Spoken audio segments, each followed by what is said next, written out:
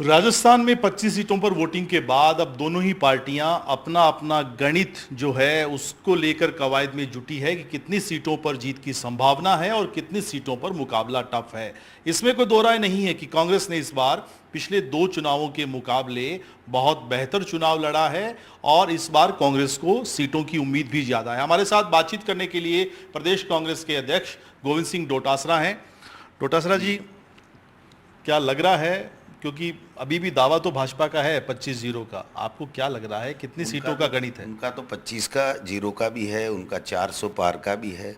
उनका 400 पार भी फेल होगा, उनका 25-0 तो कहीं टिक ही नहीं रहा है। और मैं समझता हूं कि राजस्थान में जिस तरीके से कांग्रेस पार्टी के कार्यकर्ताओं ने, नेताओं ने चुनाव लड़ा है, जिन मुद्दों के साथ चुनाव लड़ा है, जिस प्रकार हमारे नेता खड़गे साहब और राहुल गांधी जी और प्रियंका गांधी जी ने जो आकर के लोगों के बीच में अपनी बात रखी है, आगे का जो गारंटियां रखी हैं, जो 10 साल की मोदी सरकार की नाकामियां बताई हैं, और हमारे 5 साल में कांग्रेस की राजस्थान में सरकार थी, तो उनके जो काम थे, अच्छी योजनाएं थी जनहित की, उनको इनको बंद करने का काम किया। और भारतीय जनता पार्टी में जो अंदरूनी लड़ाइयाँ थी, इन सब को मिला करके हम आज 25 में से भारतीय जनता पार्टी से ज़्यादा सीटें कांग्रेस पार्टी जीत रही है। यानी 13 सीट जीत रहे हैं। मतलब 13 से ज़्यादा जा सकती है, 24 भी हो सकती है और 22 भी हो सकती है, 23 भी हो सकती है, 21 भी हो सकती है, लेकिन हम भारतीय जनता पार्टी से ज़्यादा सीटें जीत रहे हैं। क्या ये मान रहे हैं कि कॉन्फिडेंस जो आया है कांग्रेस में शेखावाटी से आया है, क्योंकि आप दावा कर रहे हैं कि शेखावाटी की तीनों सीट पर कांग्रेस जीत रही है? देखिए, अकेले शेखावाटी की बात नहीं है। कांग्रेस के कार्यकर्ताओं ने जिस जाबाजी के साथ में चुनाव लड़ा, और जो राहुल गांधी जी ने जो यात्राएं करके देश के मुद्दों को जो जिस प्रकार से आवाज़ देने का काम किया, अपनी आवाज़ में पूरे देश के लोगों की आवाज़ बन करके जिस प्रकार से मोदी जी और मोदी जी की सरकार को एक्सपोज करने का काम किया है, मैं समझता हूं कि उसके बाद में, चाहे वो आप शेखावाटी को ले लीजिए, आप गंगानगर से शुरुआत कर लीजिए। गंगानगर हम जीत रहे हैं, चूरू हम जीत रहे हैं, फिर जो है वो झुंझुनू हम जीत रहे हैं, सीकर हम जीत रहे हैं, जयपुर ग्रामीण जीतने की ओर बढ़ रहे हैं हम लोग। अलवर में भी बहुत अच्छी टक्कर हमने दी है, उम्मीद है कि हम जीतेंगे। फिर आप दौसा हम 100% जीत रहे हैं, हम टोंक सवाई माधोपुर 100% जीत रहे हैं, हम जो करौली धौलपुर है वो सीट हम जीत रहे हैं। मतलब कुल मिलाकर के बाड़मेर हम जीत रहे हैं, और जो आपका जालोर सिरोही है वो सीट हम जीत रहे हैं, और बाकी सीटों पे भी बांसवाड़ा से उम्मीद है? बांसवाड़ा तो बीजेपी हार रही है, तो मैं समझता हूँ हमने समर्थन दिया तो हम जीत रहे हैं। बाकी चाहे उदयपुर हो, भीलवाड़ा हो, अजमेर हो, चाहे आपकी दूसरी कोई सीटें, उसमें भी हमने अच्छा चुनाव लड़ा है, और उम्मीद है कि हम प्लस में रहेंगे, माइनस में नहीं रहेंगे। ये तो 5-5 लाख से एक एक सीट जीत रहे थे कि हर सीट 5 लाख से ज़्यादा से जीतनी है। तो लेकिन आप कह रहे हैं मार्जिन कम हो रहा है हमारा, लेकिन 25 की 25 जीत रहे हैं। ये तो वो तो 4 तारीख को ये भी कह देंगे कि हमसे गलतियां हो गई, ये हो गई, हमारा प्रचार ठीक नहीं रहा, हमारे ही लोगों ने भीतरघात कर दी, और इन्होंने आरक्षण का नाम ले लिया, ये ले लिया, भ्रामक प्रचार कर दिया। ये सब चीज़ें तो ये कहेंगे, क्योंकि ये बात बनाने के तो माहिर हैं। लेकिन आज इनकी स्थिति ये है कि ये गारंटी के साथ नहीं कह सकते कि ये 2-3 सीटें हम 100% जीत रहे हैं। किसी बीजेपी के नेता को पूछ लीजिए आप। लेकिन ये भी कहा जा रहा है कि हाड़ौती में वसुंधरा राजे के सामने कैंडिडेट कमजोर था। आपको लगता है कि बेहतर चुनाव लड़ा जा सकता था? ये प्रमोद जैन भाया से बड़ा लीडर कौन है वहाँ? चुनाव बेहतर नहीं लड़ा। आप समझिए कि इसी उर्मिला जैन भाया ने वसुंधरा जी के बेटे के सामने चुनाव लड़ा, केवल 50,000 से 2009 में हारी थी। पुरानी बात हो। आज तो जिला प्रमुख है, आज तो वो, उस टाइम तो वो जिला प्रमुख भी नहीं थी। और प्रमोद जैन भाया वहाँ का बड़ा लीडर है हमारा, उससे बढ़िया उम्मीदवार और कौन था हमारे पास में?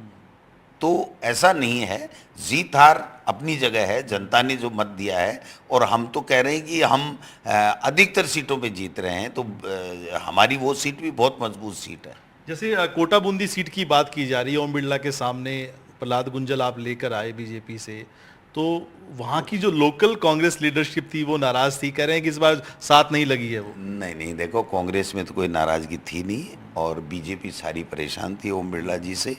और मैं समझता हूँ कि ओम बिरला जी को मोरे बोल गो, चुनाव हार रहे। मोरे बोल गो, चुनाव हार रहे हैं। ये जो आप देसी जो एक लेके आए हो ट्रेंड तड़का जिसको कहें, ये भी बड़ा एक रोचक बना है इस बार इस चुनाव में। विधानसभा चुनाव से अगर हम देखें तो लोग जाते हैं तो फिर आपसे डायलॉग की भी उम्मीद करते हैं और उससे आगे अब डांस की भी उम्मीद करने लगे। देखो, जो बीजेपी है ना, ये मातृभाषा की नौटंकी करती है। और मैं मातृभाषा में बोला तो मातृभाषा में बोलने से सीधो कनेक्ट करता है जनता से, और जनता उसको लाइक करती है।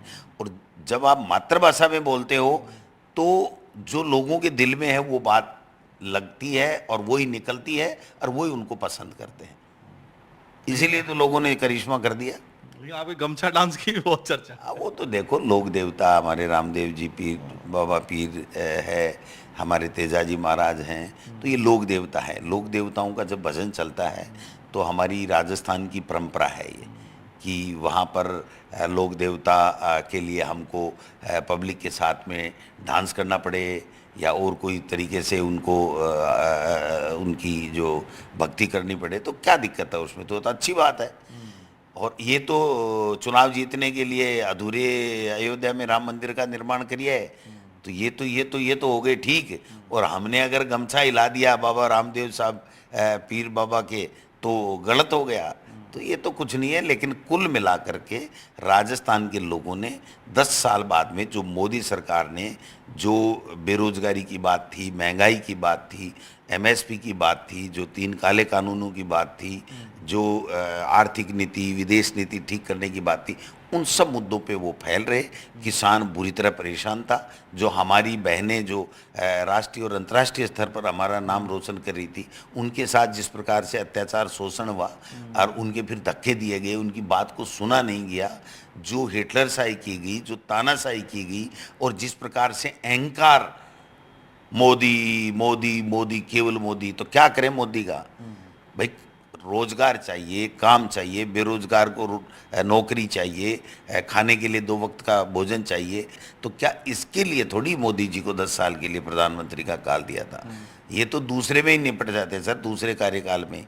लेकिन सेना के शौर्य के पीछे छुप करके इन्होंने जो है वो गेम खेल लिया, और लोगों ने देश भावना, सेना का जो हमारे नौजवान हैं उनके शहादत जो 40 शहीद हो गए थे, उन सब को देखते हुए कि भाई राष्ट्रवाद के नाम से वोट दे दिया। और अब ये काम कुछ इन्होंने किया नहीं। राष्ट्रवाद और राष्ट्रीय मुद्दों की बजाय आपको लगता है राजस्थान का चुनाव जाति का चुनाव इस बार ज्यादा बन गया था? देखिए, चुनाव तो हमेशा से ही, जब से चुनाव शुरू हुए हैं, कहीं न कहीं जाति का तड़का तो लगता ही है। जाति की बातें तो होती हैं, लेकिन जब अब की बार जो चुनाव था वो जाति के साथ साथ इन मुद्दों पे भी था कि 10 साल में मोदी जी आपने क्या किया। आप 70 साल कांग्रेस का हिसाब मांग रहे हो। फटीग फैक्टर था इस बार। बिल्कुल 100% था साहब। मोदी के नाम से लोग ही नहीं आ रहे थे। मोदी की हर मीटिंग फेल थी। अमित शाह की तो बिल्कुल सुपर फेल थी। और नड्डा जी की तो कोई मीटिंग ही नहीं करवाना चाह रहा था। 1800 आदमी नड्डा जी की मीटिंग में, राष्ट्रीय अध्यक्ष में आए नहीं। और मेरे सीकर में अमित शाह जी का रोड शो हुआ था, 1500 लोग भी नहीं आए, 1200 लोग भी नहीं आए। लेकिन कह रहे हैं कि जयपुर में रामलीला, ये आपके विद्याधर नगर में जो कार्यक्रम हुआ कांग्रेस का, उसमें भी कुर्सियां खाली थी। राहुल प्रियंका ने भी उतने दौरे नहीं किए जितना अमूमन करना चाहिए। हमने 18,000 कुर्सी लगाई थी और लोग बाहर खड़े भी थे, तो 20-22 हज़ार लोग थे। जबकि मोदी की रैली में चूरू में 8,000 कुर्सी लगाई थी, वो भी खाली थी। दौसा के अंदर, टोंकुनियारा के अंदर शायद उन्होंने मीटिंग की थी, वहाँ पर 8-9 हज़ार कुर्सियाँ लगाई थी। वहाँ भी राजेंद्र जी राठौड़ को लताड़ भी पड़ी, बताएं कि ये क्या व्यवस्था है। नाराज़ हो गए थे मोदी जी। और मैं बता दूं आपको, अजमेर की उनकी सुपर फ्लॉप मीटिंग थी। तो जब देश का प्रधानमंत्री, और उसके बाद में अब तो मैं समझता हूँ जब से इन्होंने मुसलमान और पता नहीं क्या क्या किया है, उसके बाद में तो लोग टीवी देखना बंद कर दिया कि भाई ये मोदी का चेहरा आ रहा है, इसको बंद करो। एक चीज़ और देखिए, चूरू की आप बात कर रहे हैं, चूरू पे आप जीत का दावा कर रहे हैं। वहाँ तो ये कहा जा रहा था कि इस बार मुकाबला कसवा वर्सेज राजेंद्र राठौड़ में या डोटासरा वर्सेज राजेंद्र राठौड़ में हो गया। क्या लगता है, ये चुनाव अगर मान लीजिए जो आप दावा कर रहे हैं बीजेपी हार जाती है, तो राजेंद्र राठौड़ की राजनीति पे भी लोग सवाल खड़े करेंगे? नहीं, देखिए, राजेंद्र जी राठौड़ साहब का जो पॉलिटिकल ग्राफ है वो तो नीचे आया है। और इसमें कोई उनको भी बुरा नहीं लगना चाहिए, क्योंकि जब से वो नेता प्रतिपक्ष बने उसके बाद में पर्सनल अटैक लोगों पे करने लगे, और जिस प्रकार से बीजेपी में वो उन्होंने टिकटें कटाने का जो रोल अदा किया, उससे बीजेपी में भी उनके साथ में जिस प्रकार वसुंधरा जी के साथ उन्होंने जिस तरीके से एक तरीके से उनके साथ इंसल्ट करने का काम किया, जो चर्चाएं हैं लोगों में, तो उससे उनकी छवि को नुकसान हुआ है। 7 बार जीतना कोई छोटी बात नहीं है, इसलिए मैं तो मानता हूं कि एक 7 बार का जीता हुआ जो मजावा राजनीति का खिलाड़ी है वो सुपर फ्लॉप ऐसे समय कैसे हो गया जब उसके चांसेस थे। तो ये उनको भी मनन करना चाहिए, मंथन करना चाहिए, और उनकी इस घटना से हम सबको भी सीख लेना चाहिए कि आदमी को उतने ही पैर पसारने चाहिए जितनी उसकी चादर है। लेकिन आपके लिए कहते हैं कि अभी डोटासरा जी को कई चुनाव और जीतने पड़ेंगे, 3 चुनाव जीते हैं अभी, 7 बार तक आने में अभी समय लगेगा। नहीं, मैं कब कह रहा हूँ तो मैं 7 बार जीतूंगा, ये तो जनता जनार्दन तय करती है। जनता जनार्दन तय करती है कि कौन लड़े। मैं लड़ूं ही नहीं 7 चुनाव तो मैं जीतूंगा कहाँ से। उन्होंने लड़ लिए, जनता ने जिताया, लेकिन जब समय था उनका पीक पे तब वो फैल क्यों, ये उनको आत्ममंथन जरूर करना चाहिए। सर, इस चुनाव में ये भी कहा गया कि कांग्रेस के भीतर की जो गुटबाजी है, बड़े नेताओं के बीच अभी भी शीत युद्ध जारी है, पायलट और गहलोत के बीच में, उनके कार्यकर्ताओं के बीच में। आपके सामने एक चुनौती तो रही होगी बतौर पीसीसी चीफ कि कैसे नेताओं को मैनेज करें, क्योंकि इस तरह के बयान आते हैं कि फला सीट पर बुलाया नहीं गया, मैं गया नहीं, या जिस तरीके से एक सीट पर ताकत लगाई अशोक गहलोत ने। आपको लगता है बेहतर हो सकता है ये चीज़ें? कोई विवाद की बात नहीं है, सब नेता सब सीटों पे जाते भी नहीं हैं, सब जगह सबको बुलाया भी नहीं जाता है। वो कैंडिडेट के ऊपर निर्भर करता है कि वो किस तरीके से किस नेता की कहाँ मीटिंग वो मैनेज कर सकता है, नहीं कर सकता है। तो ये कोई इश्यू नहीं है, लेकिन हम एकजुटता के साथ में लड़ रहे थे, किसी में कोई फर्क नहीं था। आपने देखा होगा काफ़ी मंच से हमने सबने साझा भी किए हैं, काफ़ी जगह सचिन पायलट जी अलग गए हैं, अशोक गहलोत जी भी गए हैं, मैं काफ़ी जगह गया हूँ, दूसरे नेताओं को भी हमने भेजा है। तो कुल मिलाकर के इस बात में अब कोई दम नहीं रहा है कि हमारे में कोई अंतर्कलह है या कोई विवाद है या आपसी कोई समन्वय की कमी है। पूरी तरीके से फिट समन्वय है, पूरी तरीके से साथ मिलकर के हमने चुनाव लड़ा है और बेहतर चुनाव लड़ा है। मैं समझता हूं कि राजस्थान के चुनाव से पूरे देश में एक मैसेज गया है कि इंडिया गठबंधन की सरकार बन रही है। लेकिन हनुमान बेनीवाल को इंडिया गठबंधन में लेने का कोई फायदा आपको लग रहा है कि हुआ है? क्योंकि वो बयान कई बार यूटर्न भी लेते थे, हालांकि गए वो एक सीट पर, जालोर सिरोही पर, ज्यादा उन्होंने ताकत नहीं लगाई, आपको लगता है? देखिए, इंडिया गठबंधन का फैसला पार्टी हाईकमान करता है और पार्टी हाईकमान ने उन सब विचारधारा के लोगों को, पार्टियों को साथ लिया जो भारतीय जनता पार्टी की फासिस्टवादी जो ताकतों के खिलाफ थी और उनको हराना चाहती थी, और देश में एक तानाशाह का जो दौर चल रहा है शासन का, उसको ख़त्म करना चाहते। उसमें हनुमान बेनीवाल ने पार्टी आला कमान के सामने अपनी बात रखी कि मैं भारतीय जनता पार्टी की रीति नीतियों में विश्वास नहीं रखता हूँ, मैं इंडिया गठबंधन का हिस्सा बनना चाहता हूँ। तो जब आप भी बन गए, तो आप पार्टी भी बन गई, तो फिर हनुमान बेनीवाल क्यों नहीं बनते? इसलिए मैं समझता हूं कि ये पार्टी ने सोच समझ का फैसला किया है और हर गठबंधन का, हर बात का फायदा पार्टी को मिलता है, तभी गठबंधन किया जाता है। तो इसका भी फायदा हमको मिला है। सर, राजनीति से थोड़ा सा हटकर एक अलग सवाल है। आप जब शिक्षा मंत्री थे तो आपने बहुत सारे मुद्दे एड्रेस किए थे, खासतौर पे कोटा में जो बच्चों की सुसाइड का मामला है, फिर से वो वापस दौर शुरू हो रहा है, और शिक्षा मंत्री जो मदन दिलावर हैं वो कह रहे हैं कि इसमें कोचिंग संचालकों की भूमिका नहीं है। क्या लगता है कि इस बयान की बजाय कुछ और ठोस कदम उठाने की आवश्यकता है? देखिए, शिक्षा मंत्री मदन दिलावर जी जब से बने वो शिक्षा की कोई बात नहीं करेंगे, वो शिक्षा को छोड़ करके दूसरी बातें करेंगे। आप बताइए, एक तरफ तो हाई कोर्ट ने आदेश दे रखा है सरकार को कि आप कमेटियां बनाइए, इस तरीके से किए, कम से कम 100 सुझाव उन्होंने दे रखे हैं। एक बड़ी हाई पावर कमेटी हमने मेरे समय में बनाई थी, वो शायद अभी भी हाई कोर्ट में चल रहा होगा या फैसला होगा, मुझे पता नहीं है। लेकिन वहाँ कहा था कि ये कमियाँ इन कोचिंग में रहती हैं, इन कमियों को अगर हम नज़रअंदाज कर देंगे तो जो सुसाइड की घटनाएं बढ़ेंगी। तो ऐसे ही कहना कि किसी का कोई रोल नहीं है, संगत का असर होता है, ये कोई बात थोड़ी होती है। एक शिक्षा मंत्री का बयान ये होना चाहिए कि साहब, जो भी कमियां खामियां रही हैं, रहती रही हैं, कोचिंग में भी प्रेशर बढ़ता होगा, और सारी चीज़ें देख करके और मैं इसके ऊपर एक्शन लूँगा कि आगे भविष्य में नहीं हो। ये उनका बयान होना चाहिए। उन्होंने तो सीधा कोचिंग वालों को जैसे उनकी खुद की कोचिंग चल रही हो वैसे उन्होंने तो बयान दे दिया। तो मैं समझता हूँ एक कल परसों बयान और भी दिया था उन्होंने कि मैं प्राइवेट स्कूलों में समान ड्रेस लागू कर दूंगा। अरे भाई, सरकारी स्कूल में आपके अधीन होता है, सरकार पूरा बजट देती है, तो आप सरकार ड्रेस खुद अवेलेबल कराते हो तो आप एक ड्रेस दे सकते हो। लेकिन किसी भी प्राइवेट वाले को आप कंपेल कैसे कर सकते हो कि आपको इस तरीके का खाकी नेकर और सफ़ेद शर्ट पहनाना पड़ेगा? पाठ्यक्रम ही उनका अलग है, उनका स्टैंडर्ड अलग होता है। आप तरह तरह के सिलेबस चलते हैं, कहीं सीबीएसई चलता है, कहीं एनसीईआरटी चलता है, कहीं दूसरे जो यूनिवर्सिटी से एफिलेटेड होते हैं तो वहाँ पर दूसरे पाठ्यक्रम भी चलते हैं। तो जब आप एक तरीके से एक सिलेबस नहीं कर सकते तो प्राइवेट वालों को कैसे आप प्राइवेट की बात हर कर सकते हो? तो करो ना, मना कौन कर रहा है? लेकिन आपने कभी कोई मीटिंग की हो, कोई प्राइवेट वालों से सहमति ली हो, आपने कोई डिज़ाइन किया हो, कोई प्रोग्राम बनाया हो, तब तो आप बयान दो। उनको तो बयान देना है, आप जाके उनके माइक लगा दो आप वाला, और वो कुछ भी बुलवा लो, कुछ भी बोल देंगे। सर, इस चुनाव में एक मुद्दा ये भी है, अमित शाह ने कल एक बयान भी दिया कि बार बार कांग्रेस कह रही है कि आरक्षण खत्म कर देंगे 400 सीट अगर लेकर आए। तो उन्होंने कहा कि आरक्षण खत्म करने के लिए जो मेजोरिटी थी हमारे पास थी, 400 सीट की आवश्यकता नहीं है, तो कांग्रेस के ज़माने में और उस दौर में आती थी। हम ऐसी कोई मंशा नहीं रखते हैं, कांग्रेस केवल जनता को भ्रमित करने की कोशिश कर रही है। नहीं, देखिए, ये गलत बात कह रहे हैं वो, क्योंकि उनके सांसद ये कह रहे हैं कि हमें संविधान बदलना है और इसलिए हमको 400 पार चाहिए। संविधान बदला जा सकता है, संशोधन किए जा सकते हैं। नहीं, संशोधन क्यों? आप बदलो तो बदलो, कौन मना करे? जब ये 3/4 मेजोरिटी आ जाए तो ये क्या नहीं कर सकते? ये तो और संविधान बदलना ही है। जब आरक्षण खत्म कर दो, चुनाव खत्म कर दो, तो बदल गया ना पूरा ही। जो मूल भावना है वो बैकवर्ड क्लास को ऊपर उठाने की है, गरीब को ऊपर उठाने की है, सबको समान अधिकार की बात है, सब सर्व धर्मों के लोग अपना अपने धर्म की पालना करें, धर्मनिरपेक्षता उसमें है। तो उसको अगर आप चेंज कर दोगे तो संविधान ही चेंज हो गया, और क्या?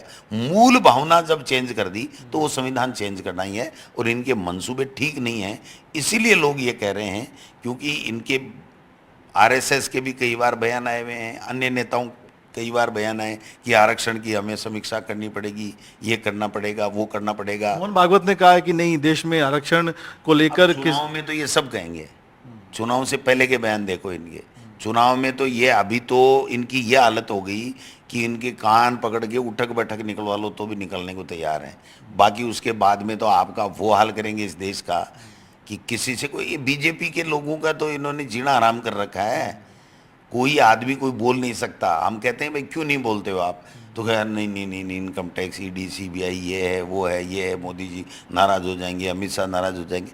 तो ये बात भावना नहीं आनी चाहिए। कोई आदमी स्वतंत्र रूप से कैसे काम कर रहा है, उसके ये अगर भावना आ जावे कि मेरे को ये फंसा देंगे, डरा देंगे, मेरे को धमका देंगे, मेरे को नुकसान पहुंचा देंगे, मेरे बच्चों का नुकसान, मेरे व्यापार का नुकसान कर देंगे, मेरी पॉलिटिक्स ख़त्म कर देंगे, तो ये भाव आना ही गलत है। बिल्कुल। और आप जिस तरीके से राजस्थान में, आखिरी सवाल है डोटासरा जी, राजस्थान में आप कह रहे हैं कि बीजेपी से ज़्यादा सीट आएगी, तो क्या फिर इस हिसाब से आपको लग रहा है कि जो देश की बात हम कर रहे हैं गठबंधन की, इंडिया गठबंधन की संभावना, चांसेस आप देख रहे जो आज की तारीख में ये है कि 100% इंडिया गठबंधन की सरकार बन रही है और भारतीय जनता पार्टी की या एनडीए की सरकार नहीं बन रही। और आप देखना, यूं ही ये 200 के नीचे आएंगे, इनमें इतने झगड़े खुद में हो जाएंगे कि भारतीय जनता पार्टी का तो नाम लेवा नहीं बचेगा। आज भी आप बताओ, हर बोर्ड में, हर विज्ञापन में, हर जगह कहीं भी आप केवल मोदी सरकार देखोगे, भाजपा नहीं देखोगे। तो भाजपा तो खत्म हो गई। अब मोदी जी को हटना है, तो मोदी जी का हटने के लिए हिंदुस्तान के लोग तैयार बैठे हैं। और राजस्थान में तो इनकी बहुत बुरी हाल है कि जिस प्रकार से ये जो एक गुजरात मॉडल लेके आए हैं कि डमी लोगों को बैठा दो, वो कुछ कर नहीं पाए, हमारा कंट्रोल रहे, केवल हमारी बात करें, अपना विजन प्रस्तुत नहीं कर सकें, उनका कोई ब्यूरोक्रेसी पे कंट्रोल नहीं हो, उनका किसी योजना में कोई नाम नहीं हो। आप देखो, 4 महीने से ज़्यादा हो गए, मुख्यमंत्री ने कभी ये कहा कि हमारी सरकार राजस्थान में ये करेगी। हमारे देश के प्रधानमंत्री यशस्वी प्रधानमंत्री जी ने ये कर दिया, देश के प्रधानमंत्री जी ने ये कर दिया। तो भाई केंद्र की सरकार है, वो कहेगी, केंद्र का जो नेता है, मंत्री है, वो ये कहेगा कि केंद्र में ये कानून हुआ, ये बजट हुआ, ये योजना हुई, और इस तरीके से दावा काम कर रहे हैं कि पेपर लीक पे हमने बहुत अच्छा काम किया है, ईआरसीपी में जो वादा किया था वो हमने पूरा किया। क्या कर दिया? वादा क्या किया था इन्होंने? पीकेसी का किया था क्या? इन्होंने कहा राष्ट्रीय परियोजना घोषित करेंगे, कर दी।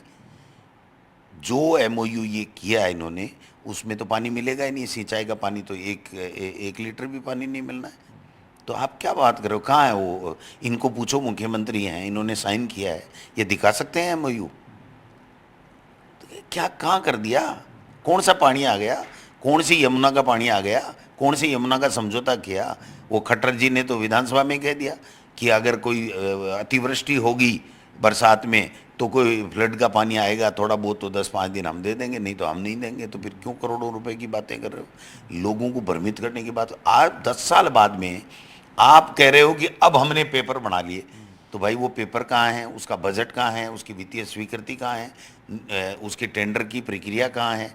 हमने जो शेखावाटी में कुंभाराम लिफ्ट परियोजना के पानी के लिए 8,000 करोड़ रुपए की वित्तीय स्वीकृति निकाल दी, टेंडर प्रक्रिया में चले गए, उसको तो रद्दी की टोकरी में डाल दिया उस योजना को, जिससे 12 महीने 1.5 साल में पानी आ जाता। और ये घूम घूम के हेलीकॉप्टर लेकर के और वो लोगों को भ्रमित करने का काम कर रहे हैं। मैं दावे के साथ कहता हूँ कि ये नहीं कर पाएंगे, 5 साल में कुछ भी नहीं कर पाएंगे, क्योंकि इनका कोई प्लान नहीं है। इनको कि शिलान्यास भी हम करेंगे, उद्घाटन भी हम करेंगे। ये तो शिलान्यास तो मैंने 20 दिन में कर लें तो कर लें, फिर तो पर्ची दोबारा बदलने वाली है। सीएम चेंज हो रहे हैं राजस्थान में। मैं सीएम हो नहीं, जो पर्ची आई थी और उस पर्ची का दोबारा परिवर्तन होना, दोबारा उस पर्ची के ऊपर पर्ची आने की संभावनाएं बढ़ती जा रही, नई पर्ची आएगी, नई पर्ची आने की संभावनाएं बढ़ती जा रही हैं, आप देखना। बातचीत के लिए शुक्रिया डोटासरा जी। और राजस्थान में बतौर पीसीसी चीफ बहुत बेबाकी से और बहुत मेहनत से चुनाव लड़ा, इसमें कोई दो राय नहीं है। कोशिश की है कि संगठन भी चार्ज रहे और जो एक तरीके से अकाल है खाता नहीं खुलने का, उसको भी दूर किया जाए। लेकिन दावा बड़ा है भाजपा से ज़्यादा सीटों का। और अब चूंकि राजस्थान में चुनाव प्रचार खत्म हो गया है, तो राजस्थान कांग्रेस के अध्यक्ष जी सहित बाकी जो नेता हैं वो देश के अन्य राज्यों में चुनाव प्रचार करने के लिए जाएंगे। लेकिन एक बड़ी बात कि लोकसभा चुनाव के बाद राजस्थान में मुख्यमंत्री बदला जा सकता है। अब किस तरह का इंफॉर्मेशन है इनके पास ये मुझे नहीं पता, लेकिन इनका दावा है। कैमरामैन निर्मल के साथ सुशांत पारिक, एनडीटीवी।